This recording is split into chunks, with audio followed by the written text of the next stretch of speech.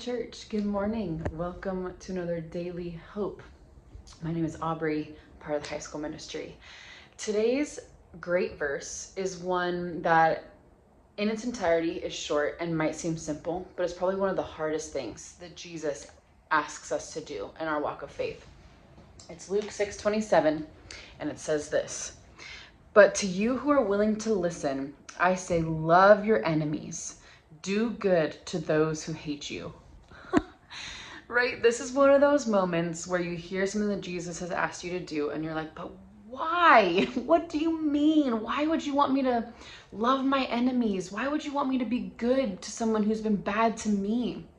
And what I don't think Jesus is saying here is be a doormat, let people take advantage of you, or that the things that people have done to hurt you are null and void and don't matter and you should just move on. I don't think that's what Jesus is saying here. But what I believe that he's doing is calling us believers to a higher place, right? It's helping us to recognize that we don't have to react the way that the rest of the world does. We don't have to do an eye for an eye. We don't have to respond in the way that the world might be expecting us to respond. Because if we as believers are meant to look different than the world, different than culture, this is one of the ways to do it. It's to not react in a way that a situation might warrant, not because it's not painful or unfair or we weren't hurt in the process, but because we can actually be a witness to who we serve, to who's inside of us, to who we love because we were first loved by him, right? Jesus has every right. All of us every day as sinners do this.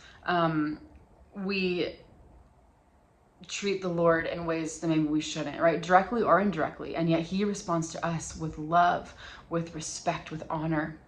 And if we are made in the image of God, that means we have the opportunity to represent him and how we react. We have the opportunity to take those characteristics on when we have been wronged as well, to love our enemies, to turn the other cheek, to do good to those who hate us, because that's who Jesus is. That's what his character is. And we get to reflect that as the image of God.